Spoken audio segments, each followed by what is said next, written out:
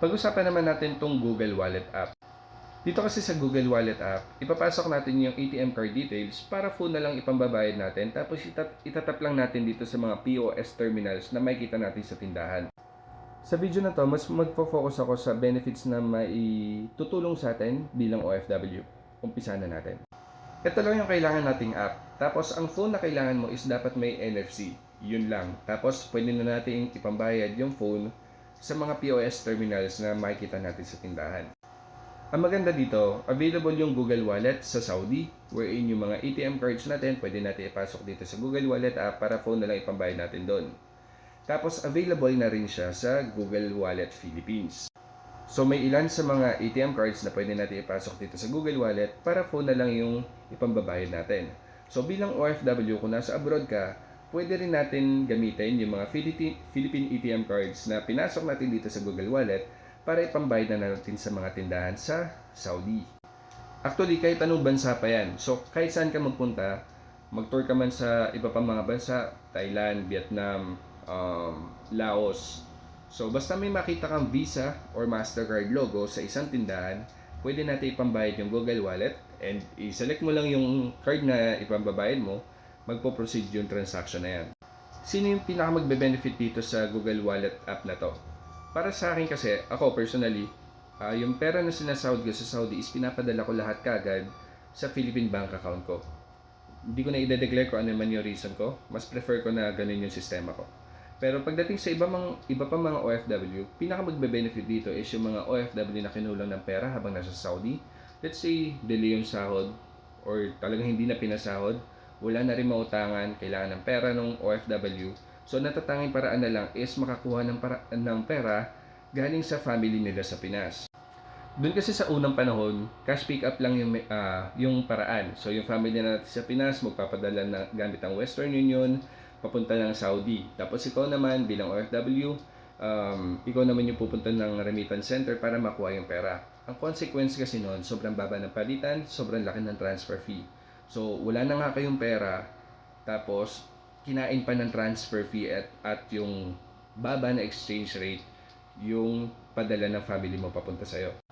Pero pagdating kasi dito sa Google Wallet app, so yung family mo sa Pinas, magpapasok na lang ng pera dun sa Philippine bank account na nandito sa listahan. Tapos ikaw naman, ipapasok mo lang yung ATM card dun sa Google Wallet mo para diretso mo na maipambayad sa mga POS terminals dun sa mga tindahan para mabili mo yung mga pangangailangan mo. Ang downside lang neto is since wala ka kasing dalang physical card, hindi ka makapag-withdraw sa mga ATM machines. So ang magiging goal lang neto, ang gamit lang neto is may pambabayad mo siya diretso sa mga supermarket or sa mga bakala na tumatanggap ng Visa or Mastercard logo para mabili mo yung pangangailangan mo katulad ng pagkain, tubig, gamot, sa mga ganyan. Okay, so ito yung mga banks na available na pwede natin ipasok yung mga ATM cards nila sa Google Wallet. Pero magfo-focus ako sa pinaka mare-recommend ko. Okay. Una is ito.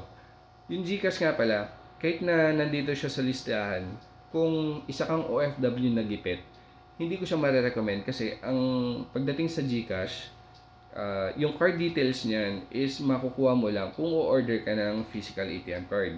So, hindi siya immediately available.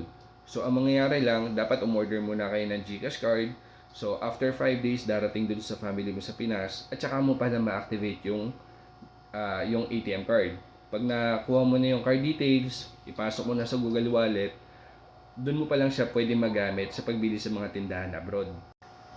So, ito yung GoTime naman. Dito na tayo mag-focus. Ang maganda kasi sa GoTime, pag gumawa ka ng account, immediately meron kang virtual card or digital ATM card.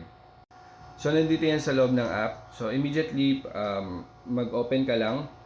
Makukuha mo na kagad yung card details ng GoTime card mo. Tapos, pwede mo na kagad ipasok yung card number, expiration date, CVV dun sa Google Wallet Philippines app. Tapos, ayun na. So, lagyan mo na lang ng laman to. O kaya, yung family mo sa Pinas, lagyan nila or pasahan nila ng pera tong GoTime account mo para magamit mo na to abroad. So, ang mangyayari niyan, pag kunyari, pumunta ka na ng tindahan or supermarket, Pag pumindot na yung tindero dyan, kung magkano yung kailangan mong bayaran, ikaw naman babuksan mo yung Google Wallet app. Tapos, itatapat mo na yung phone mo dyan. Okay? Para mabayaran mo na yung binibili mo. Pagdating nga pala sa computation, kung magkano yung nagiging palitan at saka kung ano man yung hidden fee na pinapataw ng GoTime, actually pagdating sa international transaction fee, sobrang baba lang, almost 0%. Tapos, pagdating sa palitan, ang susundin natin is kung ano man yung nakalitaw doon sa Visa Currency Exchange website. So, kung magkano man yung palitan na nakikita nyo sa Google website, kunyari pag tinype nyo SARPHP, konting baba lang nun. Siguro mga 0.3% or 0.4%. Yun lang yung binababa niya compared dun sa pinapakitang palitan ni Visa or ginagamit ng palitan ni Visa. So, yun lang. Tapos, magdadagdag na lang ng international transaction fee. So, siguraduhin natin na kung 100 real yung ginagastos mo, siguro nasa ano lang, 2 pesos yung additional fee dun sa overall na expense mo pag bumili ka sa tindahan gamit ang GoTime card. Tingin ko nga pinaka magandang malaman yung video na to is yung mga nakatambay sa Philippine Embassy. Yung kunwari, ayun, nakatenga lang sila doon dahil inape.